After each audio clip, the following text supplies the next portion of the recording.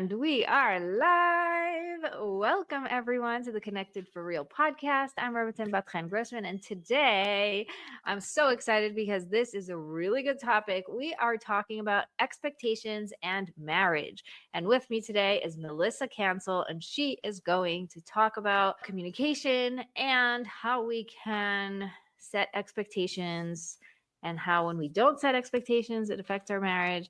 So let's start with Melissa. Introduce yourself. Thank you. I'm so happy to be here. As she said, my name is Melissa Cancel. I have a PhD in communication, and I've been teaching communication courses for 30 years now, which is hard to believe. Recently, I decided that I wanted to take what I teach out of the classroom and move it into my own business. So I recently began the Communication Doc, which is primarily focused on helping couples in marriage to not create happy marriages, because I don't believe the idea of happily ever after is realistic, but I do believe you can have a healthy marriage through effective communication. So that's really my goal. Everything related to helping you be able to develop healthy communication in your marriage. So I'm going to add to that. I believe in healthy and happy Yes. because when you're in a healthy relationship, then you are safe to be happy, right? Very true. I was meaning more as far as the goal goes. If Yeah. we only look for happy, then we're going to be disappointed when circumstances create a situation that we don't feel the happiness. Right. Whereas if we focus on being healthy, as you said, that's perfectly true. We also find out that we're happy. Yes. Yeah. So let's get into it. I think everybody listening here is married and wants to know how to communicate better, how to set expectations. A lot of the women listening are going for big things in their lives. They want to expand, they want to grow, they want to impact, and they're having a hard time getting their husbands on board, right? They're like, why can't you just get it? And for some of us, they just don't. So, one of the things I talk about is the idea of making sure your expectations are realistic. So, I do think that we need to set expectations and we need to make sure that we're working towards something. But if those expectations are not realistic, especially when it comes to our marriages, we're going to end up frustrated and we're going to end up frustrating our husbands. So I think there are some aspects of our expectations. There's some that we basically could say are, what's the word I'm looking for? Not assumed, but I guess I just lost the word. But basically, things that we should know that we can be able to expect from our husbands because we're married. They're basically part of like our wedding vows. For example, I expect my husband to be faithful to me because that's part of our vows. Now, I know there are people who have had that violated, and that can be a completely different situation. But there are certain kinds of expectations we have just because we're married, which are part of the marriage relationship. And those are ones that we can assume will be fulfilled, but we also have to work towards maintaining. And part of having that healthy relationship is going to help maintain those as well. So, for example, if my husband and I are having healthy communication, I'm meeting his needs, he's meeting my needs. Both of us are less likely to ever consider trying to get our needs met elsewhere, which Right. means it makes it easier for us to be able to fulfill those vows, even though we should never consider breaking the vows in the first place, right? So those are kind of those expectations that are built into the idea of marriage. Well, then there's expectations that are necessary in a marriage relationship for us to be able to function. Some of those can be more of the things related to our daily functioning. So, for example, I do more of the stuff inside the house to maintain our house, and my husband does more of the stuff outside of the house. That's just how we've negotiated things. So then I can have an expectation that my husband is either going to take care of the yard or he's going to find somebody and pay them to take care of the yard so that it doesn't become a jungle. And if that expectation isn't met, that's something that then we can come back and address and say, okay, we have this agreement. This is my responsibility. This is your responsibility. your responsibility is not being fulfilled. What can we do to help make sure that that's happening? And then there's another category of expectations, which would be just those desires we have. So, one of the things I always do before when I'm talking to a couple who's considering getting married is I ask them to make a list of all of the positives and all of the negatives.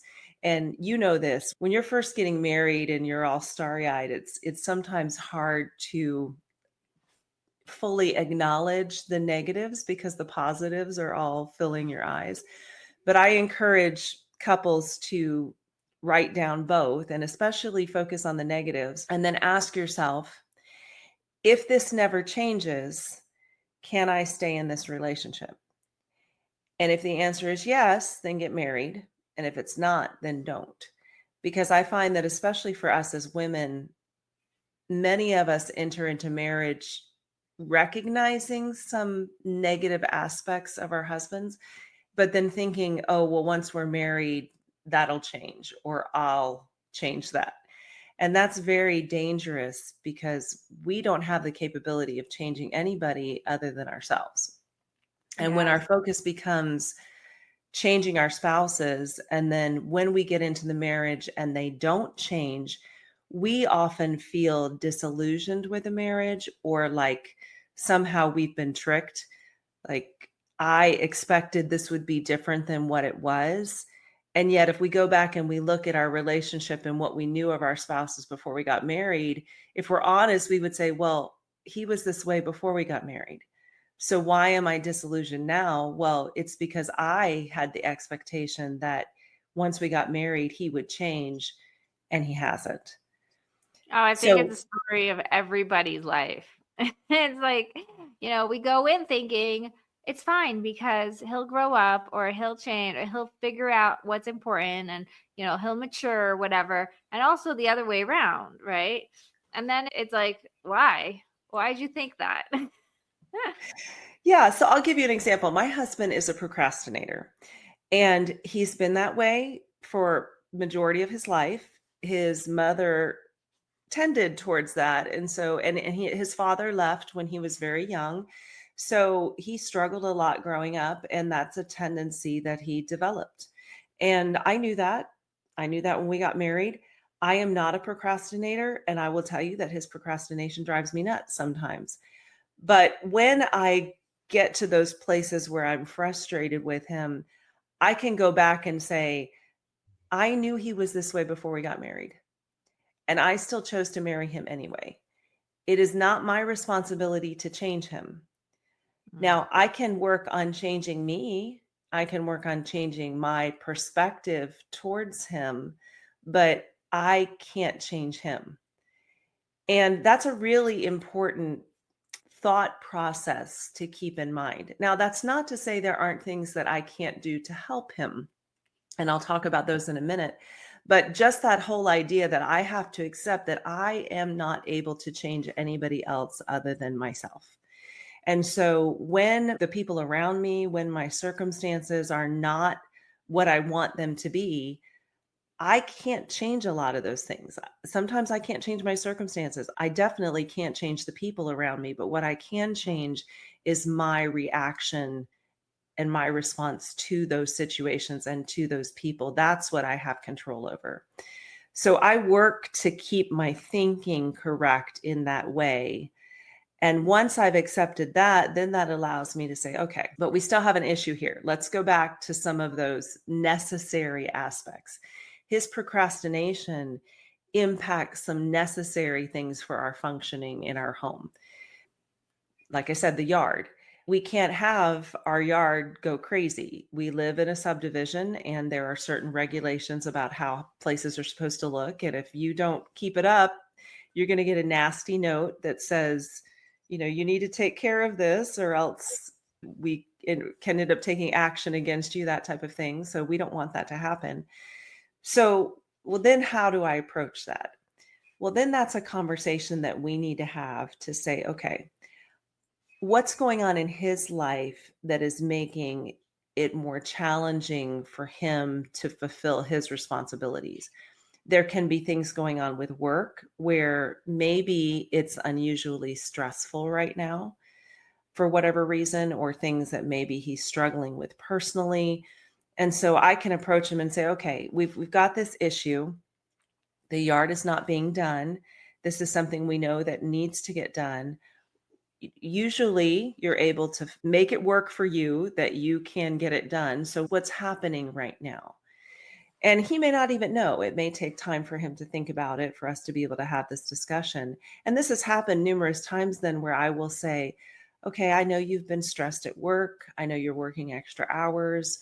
I know you've been sick, whatever the situation is, as we discuss. And that's when we get to the point where we say, okay, so what can we do about this?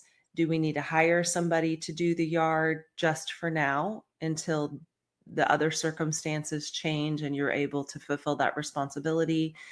Do we need to transfer that responsibility to somebody else in the family temporarily? Or what can we do to resolve that issue? And what I've found is, if I approach my husband in a discussion to try to resolve the problem, men naturally have a desire to fix things. Which is why, if you go to a man with a problem, for example, if I go to my husband with a problem I'm having and I just approach him with the problem, he's likely to interrupt me and try to fix my problem. So if I want that, then I just approach him with a problem. But if that's not what I want, I have to actually tell him I don't want him to fix my problem, because that's his natural go-to tendency. So Right. the same thing happens when we're dealing with an issue together. If I approach him with a problem, his tendency is going to want to be to fix it. And I have him come up with solutions rather than me telling him, well, this is what I think we should do to fix it. And the benefit of that is he's much more likely to follow through on solutions he comes up with himself than ones that I try to give him, because now he doesn't feel manipulated. He doesn't feel nagged. He doesn't feel pressured.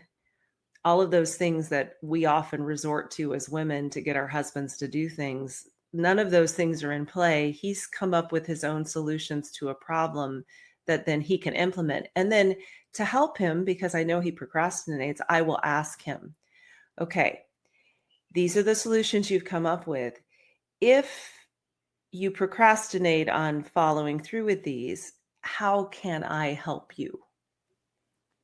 And then he's able to tell me, all right, then this is what I want you to do.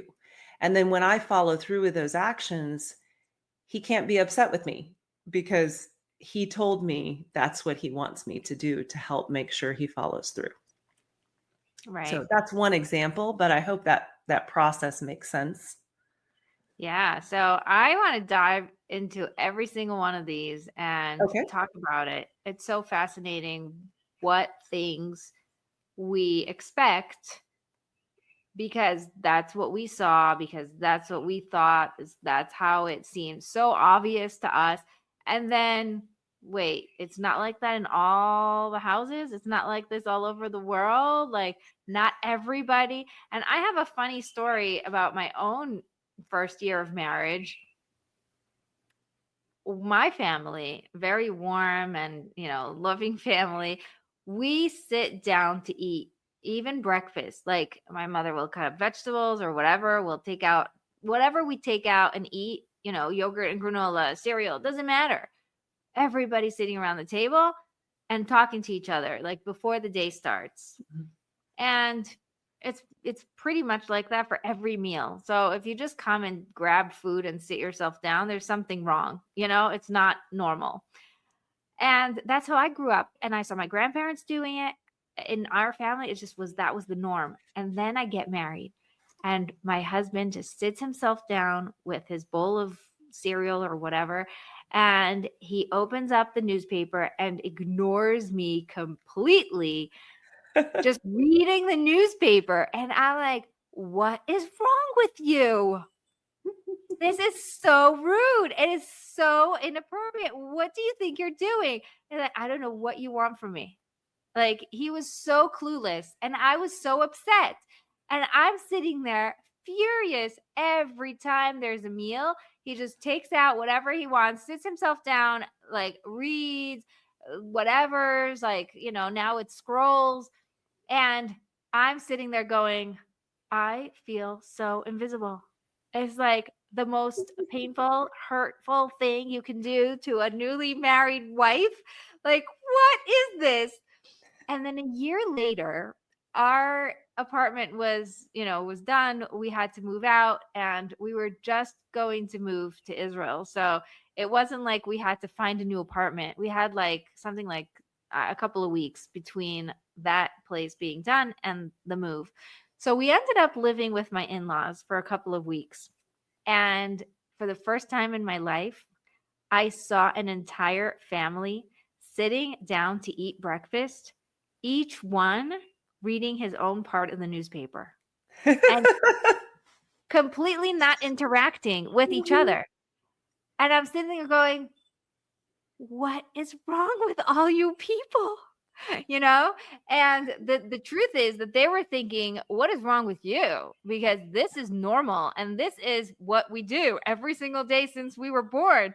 Like, why do you want us to do anything differently? But that was the first time in my entire married life that I finally realized that there is nothing wrong with my husband, and he's not doing it to hurt my feelings, and he is Mhm. not doing it because he doesn't care, and he's not doing it because he's not emotionally attached to his blah blah blah, like the whole stories I had, like Mhm. socially awkward or whatever. No, he's just doing it because that's how they do it.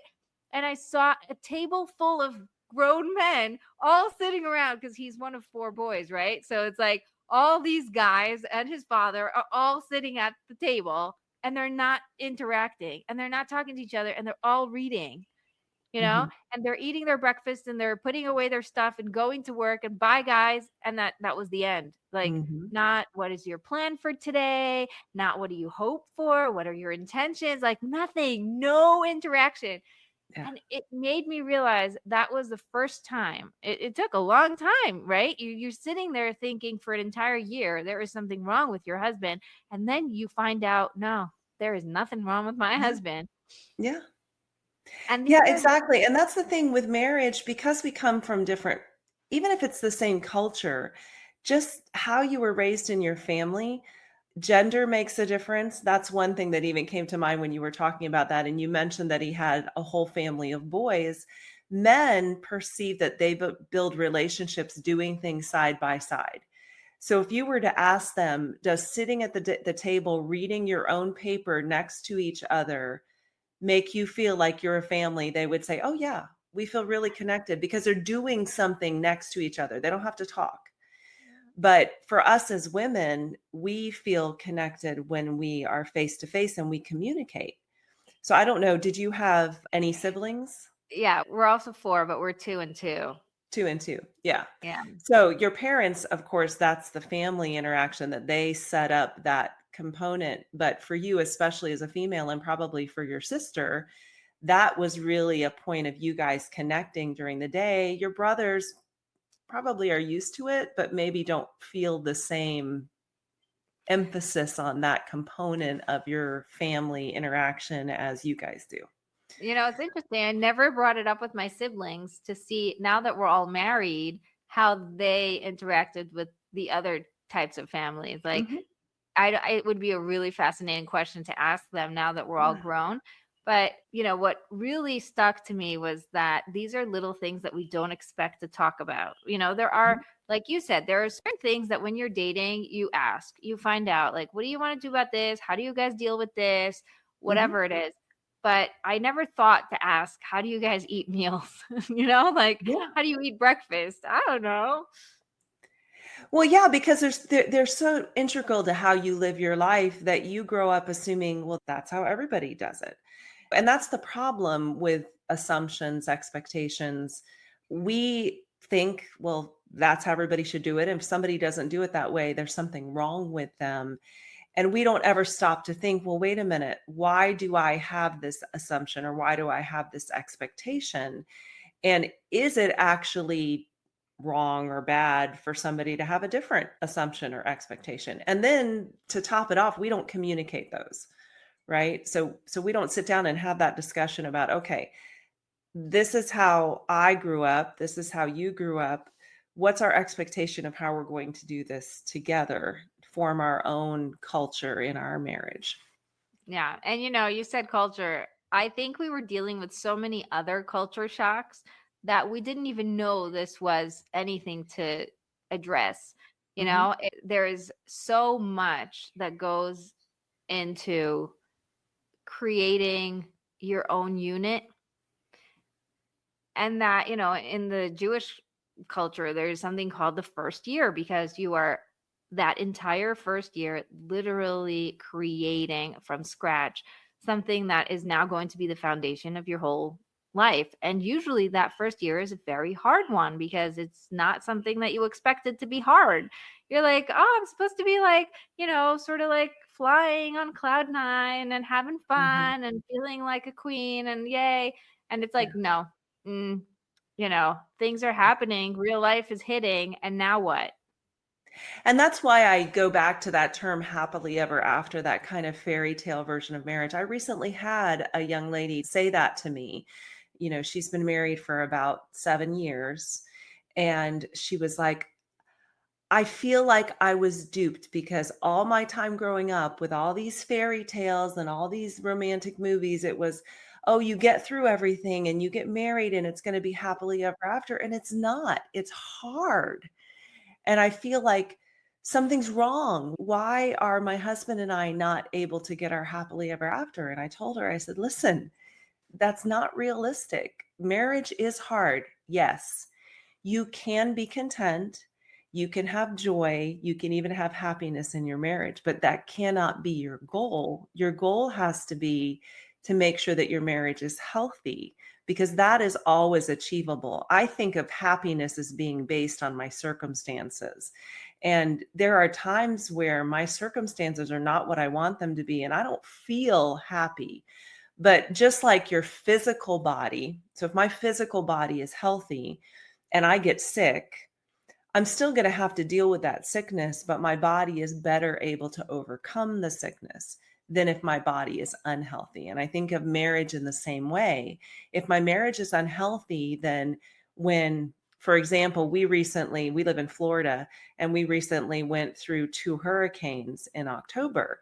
That was a very stressful time. We have no control over that situation. And that kind of stress, those physical storms, not just, you know, Right. emotional storms, but actually physical storms, which create emotional storms, can have a very negative impact on a marriage if it's unhealthy. But if it's healthy, you deal with it. You work through the stress, you work through the fear, you work through the aftermath of now what? How do we rebuild? How do we keep going after this situation? Yeah. And I mean, we've been seeing it now that COVID has passed long enough that it really shook people to the core. So if you didn't have a healthy marriage to begin with, like you weren't working on these skills, you Mhm. weren't able to communicate openly, you weren't comfortable speaking what you really felt, then these were very hard times for a lot of Mhm. people. Not only did you not have the skills, but then on top of that, you were on top of each other. So Yes. everything was exasperated. So we're seeing the effects of that now, after people have tried everything and, tried to fix it and try not to fix it. And, I don't care anymore and I do care, whatever. Now it's Mhm. starting to really, you know, show. And it's making it that Mhm. much more obvious for us that the skills are the proactive skills, the Mhm. things that we need to learn to do, not because we have to, but because we want to make sure that Mhm. whatever happens, I'm still okay. There's this Yeah. beautiful question: why did the orange juice spill? And so the answer is because there was orange juice in the cup, right? If there was coffee in the cup, the coffee would have spilled. And if there was tea in the cup, the tea would have spilled. So there's going to be times when your cup is shaken up, but what comes out is what you put in. Mhm. So when you're able to focus and Mhm. fill yourself with skills and tools and the ability to know that you have a support system and who to Yeah. turn to and whatever, then when things shake up, Mhm. nothing other than what you put in is going to come out. I've heard a very similar example to that. I don't drink coffee, I drink tea. And it's the example of the tea bag. You put a tea bag in cold water and not a lot's going to happen. But as soon as you put that tea bag in hot water, what's inside the tea bag gets released, right? Mm. So, very similar idea. And what you were saying about COVID, I remember maybe we were 6 months into COVID, and I heard a news commentator say something about how there were going to be a lot of divorces happening, and they were already seeing that there was that tendency because of everybody being locked down.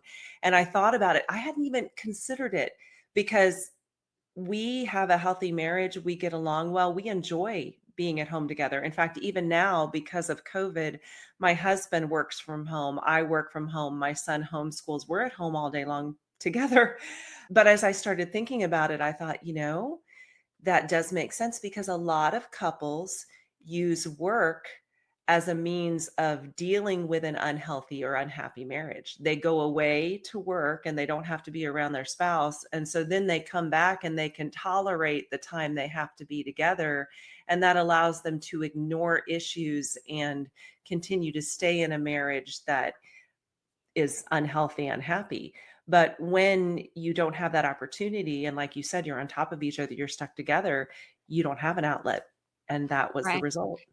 So, some people do use going out as an escape, but other people go out because that's just how they function. So, Yeah. during COVID, my husband actually set himself up a little table and a little chair in our shed. Like, with all of the stuff, he moved everything aside and set himself up a place and continued with his rhythm, because to him, as a person who's Yeah. very, very routine and Mhm. systematic and whatever, he needed to feel that normalness of like, I'm Mhm. going out, I'm coming in, I'm not around, deal, you guys will figure it out, you've done it before. But it actually was better because he was aware of his needs, Mhm. and that made it possible for us to accommodate that. We were Mhm. okay with him leaving the house to go outside 2 feet to the shed. And we were okay when he came back and everything was fine. And even more than that, the fact that he was able to communicate his needs made it that other people in the family were able to communicate their needs. So, like, for Mhm. example, I was coaching through COVID. So I would lock myself in the room and everybody else knew that I'm not available right now. And we all just sort of helped each other with our Mhm. needs. And so it wasn't this like, oh, free for all, everybody's together all the time. And now we have to live with each other and deal with each Yeah. other's crazy, whatever. It's like, no, we are able to respect each other's space. Mhm. And everybody who has different needs, the kids all needed computers for doing Zoom school, which was crazy because how many computers do you have in one house and how many kids do you have in one house? Just for all those who don't know, I have 8 kids. At the time of COVID, I had 6 and I was pregnant with number 7. So it just didn't make any sense, right? So my kids Yeah. definitely did not get the schooling according to what the school wanted, but they nevertheless learned a ton because they Mhm. were around us and they learned skills for, dealing with hard times, which is really important. And that's a perfect example of using communication to adapt, right? We were in hard circumstances. We didn't have a choice. So we adapt, but we use communication, like you said, to make sure that we express our needs. And that's really going back to the expectations. That's really where there's a big issue is we have these expectations, but we never communicate them. And so the process that I've set out is to divide out your expectations into different categories, analyze them, determine, are they realistic? Are they achievable? And then the ones that need to be discussed, you've got to sit down and you have to discuss those. You have to communicate your expectations with your spouse. Otherwise, just like your husband sitting there reading the newspaper, he has no idea what your expectation is. He has no idea that you're feeling like he's ignoring you and you're alone and all of those things you were struggling with your first year. And so that communication of those expectations is so important in a marriage. And it happens as things continue because our lives continuously change. I'm at the point right now where I'm going through menopause. And so I'm having things happen to me physically that are very different than anything I've ever experienced. And I'm having to communicate those things to my husband to be able to say, okay, we can't cuddle in bed at night because I'm having hot flashes all night long. And so I have the cover on and then I have to take the cover off. And then I have to put the cover on and I have to take the cover off. And the idea of having anybody near me is like, I can't. My body isn't allowing that at the moment. And so that's something where if I wasn't communicating to him what was happening, he would think, oh, she's drawing away from me. She doesn't want to be near me. She doesn't want to touch me. And that has nothing to do with it. It's something happening in my body and it's something different. And I have to Right. communicate that. I think one of the most important things to bring up in this conversation, especially since the topic is expectations in marriage, is that you can expect that there are going to be unmet expectations. You can expect that there are going to be a Yeah. lot of expectations that are just not lining up. And if you expect that, then when it happens, it's not going to throw you off, right? Mhm. It's when my husband was sitting down reading his newspaper, I wasn't sitting there crying, being all alone. I was like, yo, something's weird. You're not acting normal. And he's like, I don't know what you're talking about. But I continued to try and figure out what is going on. Like, why is this not aligned? So that I wasn't sitting there allowing it to happen. Right. But like Mhm. a lot of my clients are, they're nice people and they don't want to make a problem and they don't want to start a fight. And so it's like, okay, I guess this is just how it is. And like, I need to, just live with it. And so like, Mhm. I get people who tell me, I've come to acceptance of my husband's blah, blah, blah. And I was like, no, you haven't. You're still annoyed. you know, it's like, I accept that this is what God wants for me. I'm like, no, this is not what God wants for you. You have to come to acceptance that like, you actually have a voice and you're allowed to speak, right? So Mhm. if you know ahead of time that there's going to be things that are not going to go the way that Mhm. you expected in your fairy tale, fluff, then it's not going to bother you to be like, wait, something's weird. We got to talk Mhm. about this, you know? Yeah. Now, I will say, depending on the situation, I do a lot of praying and asking for wisdom. My husband, because of some of his life circumstances and how he was raised with his dad leaving and everything, he is very sensitive to feeling disrespected. Now, I think that's important to all men, but I would say he's amped up on it more than what would be average. And so I have to be very careful when I approach him, how I approach him, or else I know it will not be a positive result. So I don't walk around on eggshells around him, but on the other hand, I do spend time, asking for wisdom, seeking the right timing to and the right words to approach him in a way that will make sure that he does not feel that I am not respecting of him at the time, because if he feels that, he's going to shut down immediately. To him, it's almost like all the air has been sucked out of the room and he can't breathe, and then he cannot function. So there are and all of us are that way, all of our spouses are going to be that way. So I think it's a great idea not just to accept, like you said, but also to take time to ask for wisdom, to pray, to think about things in advance, and then use your voice. And you'll find that you are going to have a better result than if you say what's on your mind. Right. And there's a Chinese proverb I love that says, the open mouth gathers no feet. I don't know if you've heard the phrase, I stuck my foot in my mouth, or I said something I shouldn't have said. Well, it's the same idea. If I don't speak, I can't stick my foot in my mouth. Now, that doesn't mean I should remain silent.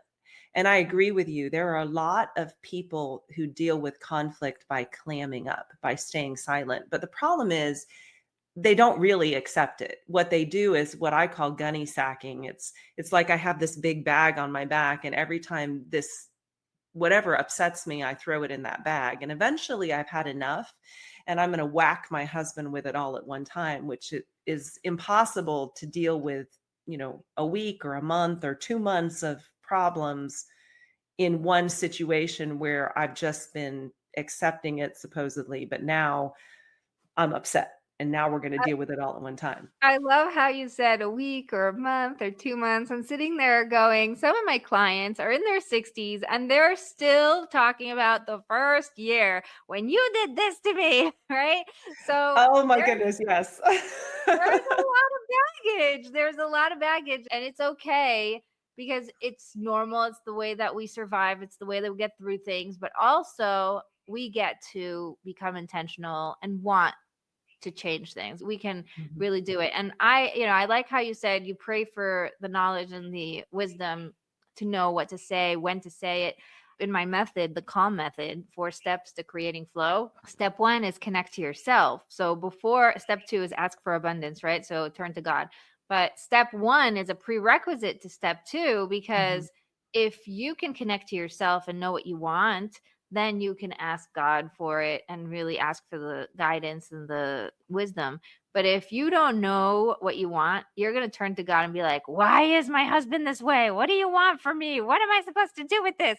Right. And so you're not really open to hearing answers. You're more like just complaining. And so, and then step 3 is listen for the answer, where God will give you the guidance and show you what to do and how to do it.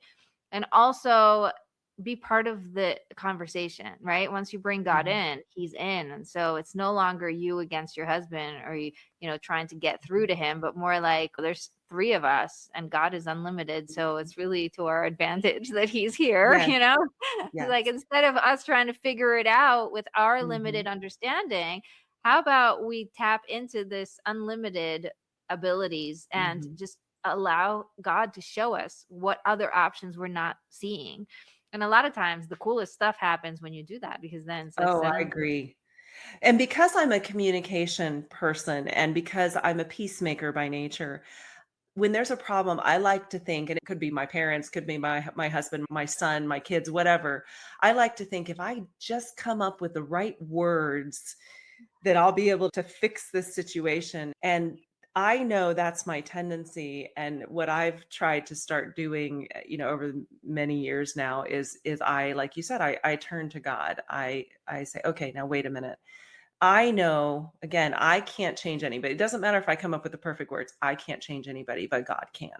And so I turn to God for the wisdom, the knowledge.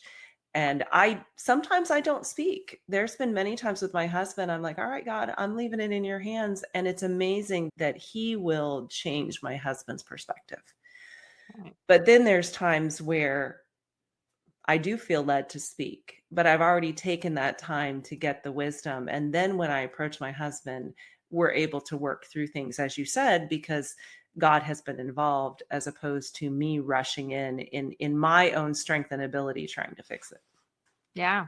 You know what's beautiful? You were talking before about the different stages of expectations. And when you said, I'm in charge of the stuff in the house, my husband's in charge of the stuff out of the house, this is one point where I wanted to like come back to it and really Mhm. bring it up, because a lot of people think that, just like we said about the breakfast or whatever, like his mother was a perfectionist. She cleaned up. Everything was always neat. There was no shoes on the floor. There was nothing. Everything was perfect.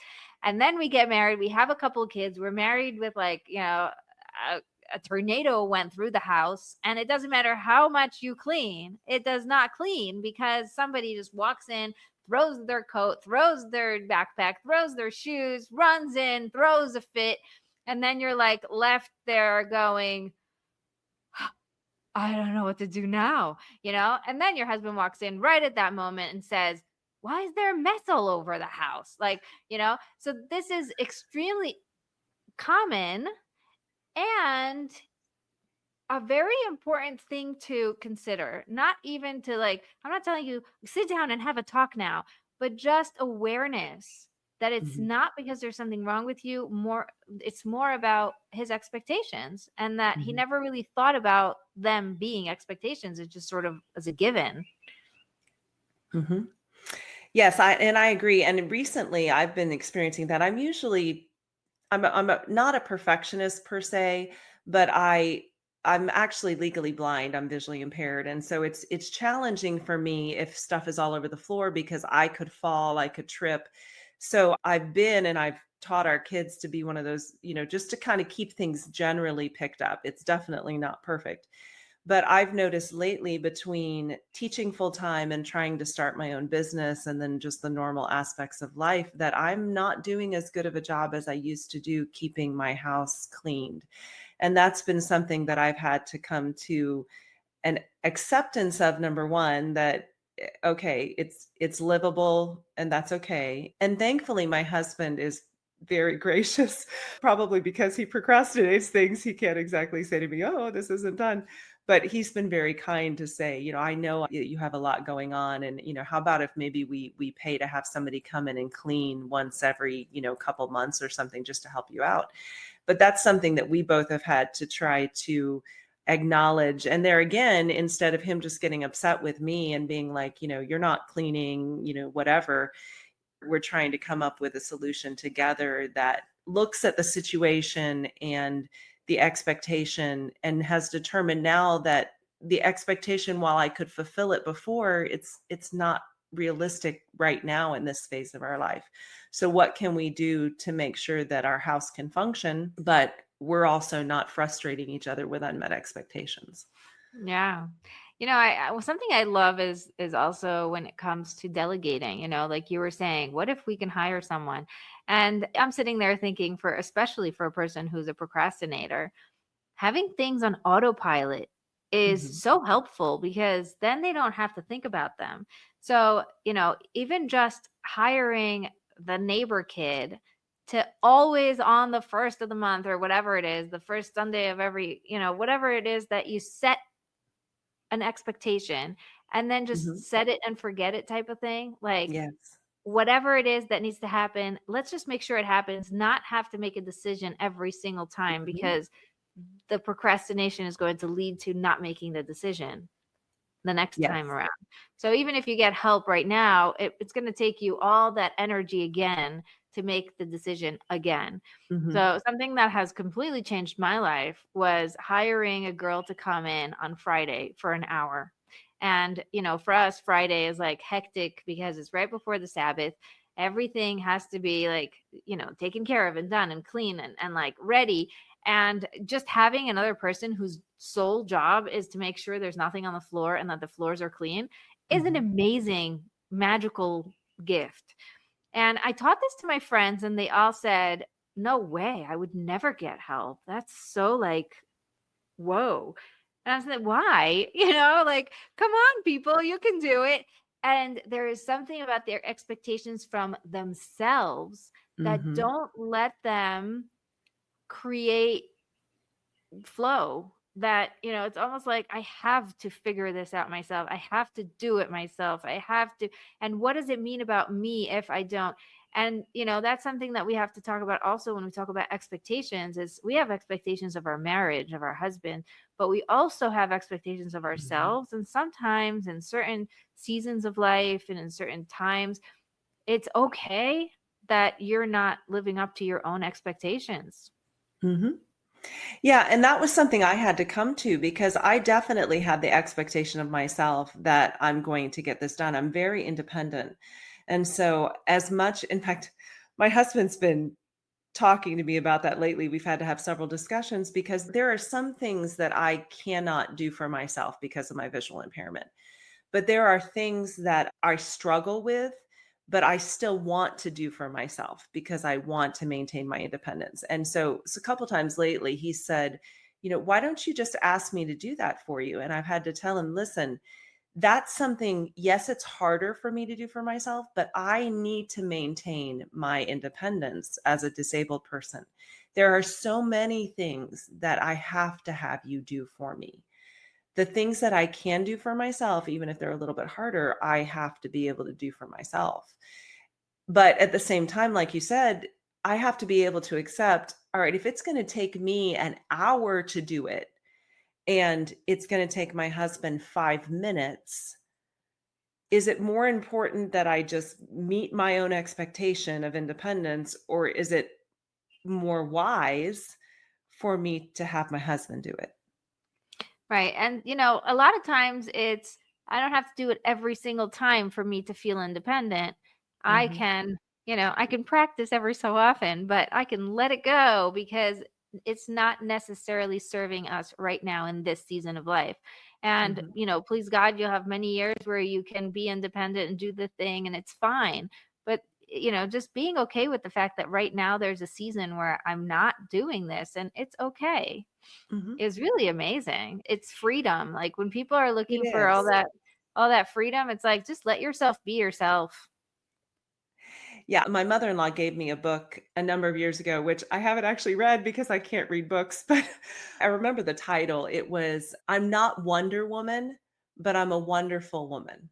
Hmm. And I loved that title because we try to be Wonder Women. We try to do everything ourselves and we put that demand and expectation on ourselves. And when we don't fulfill that, when we fall short, then we feel like a failure when really we're not. We're wonderful as God created us with our abilities and our skills and exactly as he designed us, but he never created any of us to do everything, to be Wonder Woman. Doesn't exist, Yeah. right? So we have to let go of that expectation, and really God created us to work together, to get help from other people, to be part of family units, to be part of communities. And when we don't allow or accept help from other people, we're robbing them of the blessing of being able to help us, right? Right. This is so powerful. And, when we can let go of the expectations of ourselves, then a lot of times our conversations are a lot smoother. You know, I have a lot of women who aren't excited about home stuff. I don't love cooking, I don't love cleaning, or I just don't have the energy. I like it when I do it, but I'm not consistent at it. My kids are messing all the time, whatever. So there's a lot of this like, but I have to do it because that's just how, and because I have to do it, then I can't do anything else. And I once heard, I don't remember which podcast it was in. Maybe it was Denise from Chill and Prosper. She said 1 hour of cleaning help. We usually think it's like, okay, 1 hour will take me, will take an hour off of my mind. But it's actually not true. It's 1 hour of cleaning help will take a whole week off of my mind because until I get to it, until I do it, and all the worry Mhm, about how and all the story I tell myself about who I am and how this affects my it's all done. That's it. You just mhm. delegate it. Give it to someone else. Yeah. And if you can automate it, even better, right? It's just, it's Yes. not necessary for you to hold all the things for you to Mhm. be amazing at what you do.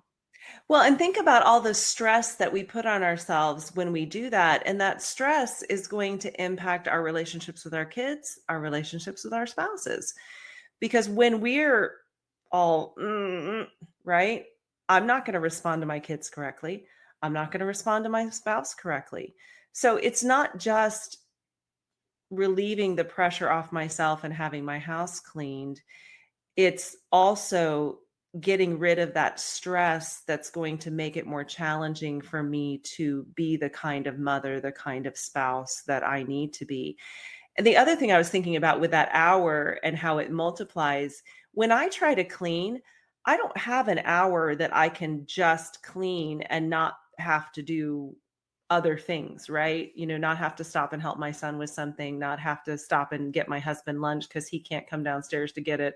He's on a call or what have you. Whereas that person who comes in, they have that entire hour to do nothing else.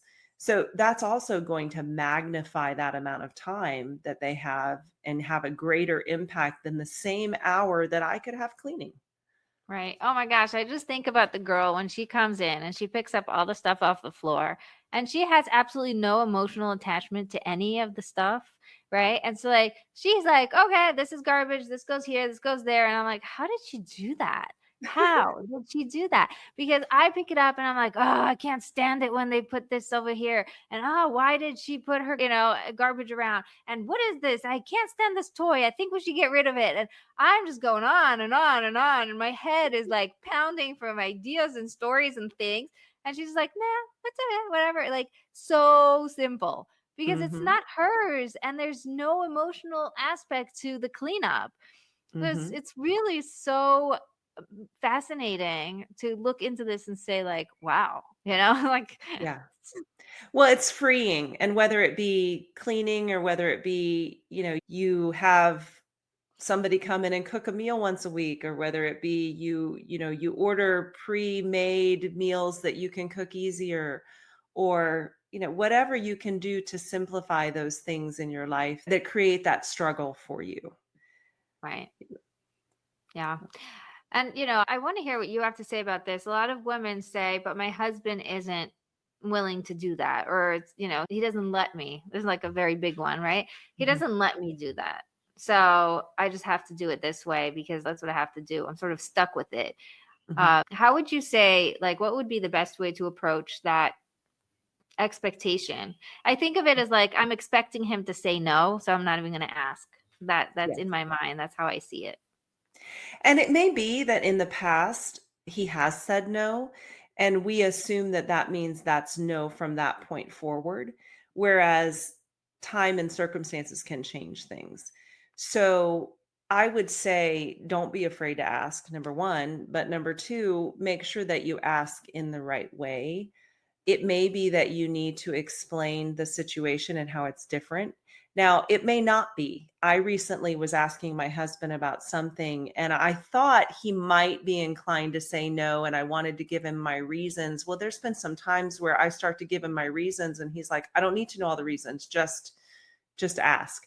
So what I did was I asked, and then I said, and before you make a decision, if you would like to know my reasons behind it, I will be happy to tell you those. And his response was, oh, no, it's fine. I don't need to know the reasons. And I was like, okay, good. So, Wow. so I think we have to be willing to ask, and we can have reasons, but we may not necessarily even need to use those reasons because our husbands, especially when we have open communication. Now, I will say, if you don't have that kind of open communication and you're not in the habit of communicating with your spouse, you have to work on forming that. And that's going to be a little bit of a process to get it into play. But the benefit of having that kind of open communication is once you do, then things become a lot easier to talk about. And you and your husband are more connected so that when I go to him to say, I've been really busy and I haven't had time to clean the house like I normally have. Could we pay somebody for 1 hour a week to come in and clean? He's more likely to say, oh, yeah, that's not an issue.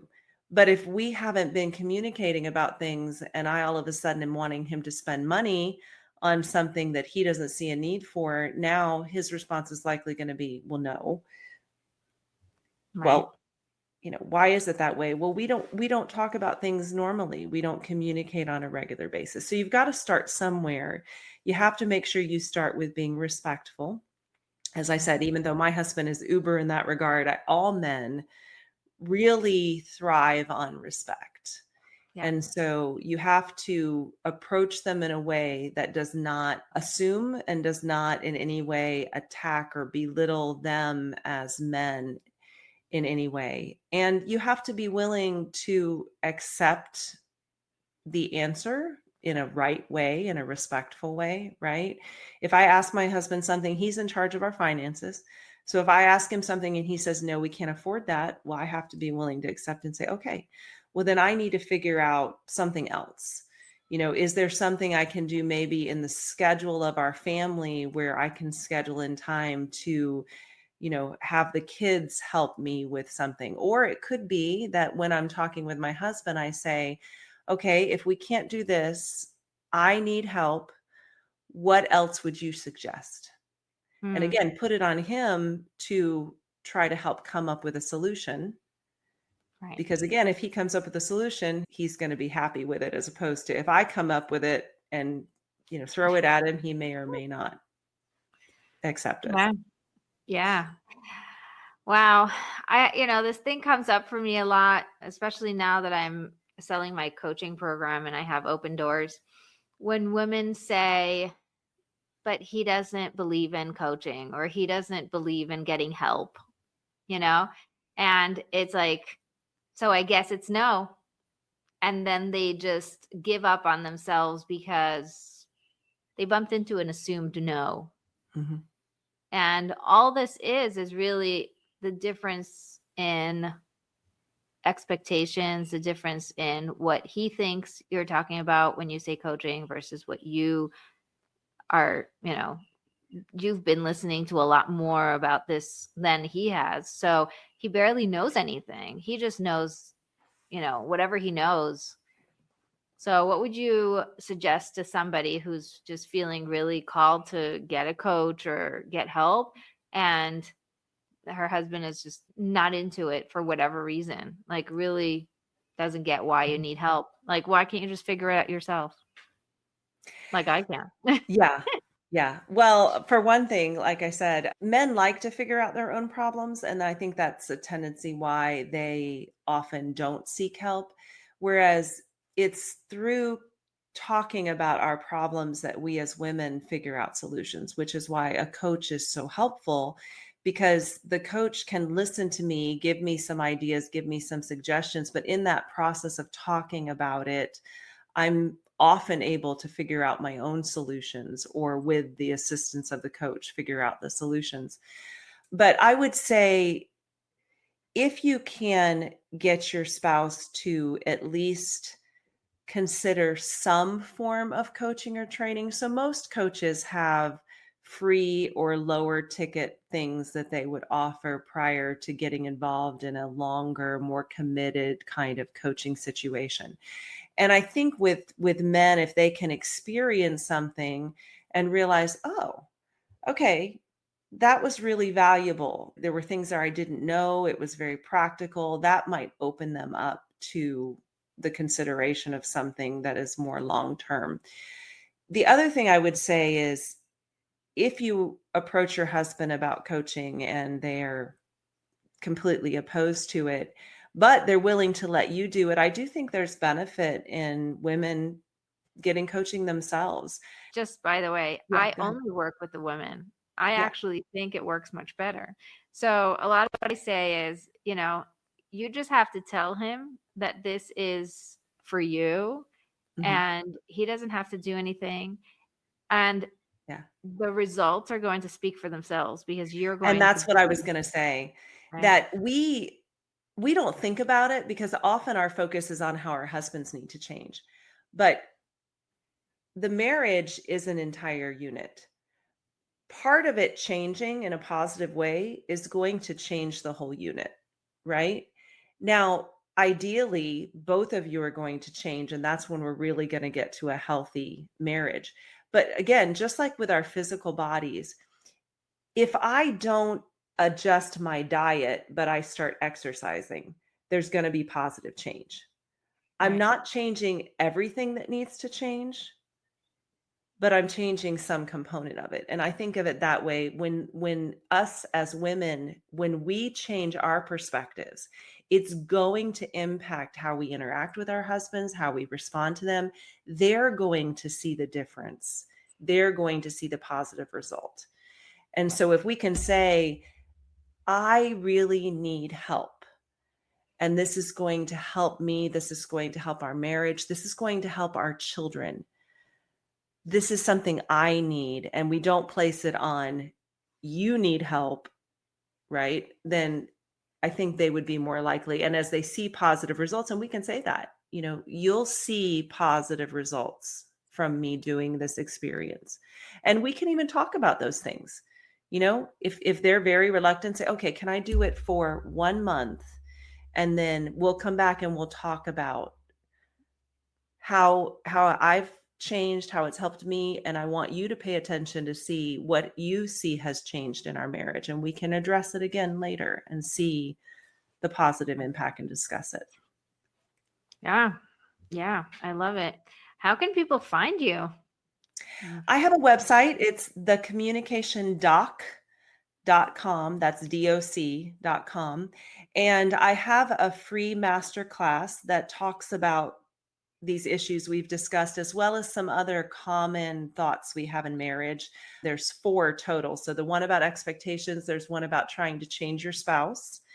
The third thought is I'm doing my part in this marriage, but my husband isn't. So kind of that 50-50 type thinking we have in marriage. And then the fourth one has to do with I know what my spouse is thinking and why they do or say what they do. And I Wow. address each of those thoughts and how we can work to change our thinking, but also when there are actually issues, how can we plan to be able to communicate for them in an effective way? And so when you go to my website, right at the top, you're going to see a button that says free masterclass. When you click on that, it's going to give you access to that masterclass. And there's a workbook that goes along with it. That's amazing. Yes. Thank you so much for coming. Thank you to all our listeners. This has been so fascinating. And, I feel like I just want to keep talking and to keep bringing up all the different options because there's so much that we could talk about with this topic. But I'm really happy with the way it went. And I feel like somebody listening must have heard something that started to get them thinking. And sometimes it's just a story or an idea or an example. And it's like, oh, yeah, that's why. So, I'd love to hear your feedback. If you're a listener, let me know what resonated. And you can always reach out to Melissa at her website. And thank you so much. Thank you. I enjoyed this and we'll have to do it again. Yes, we will. And don't forget to be connected for real.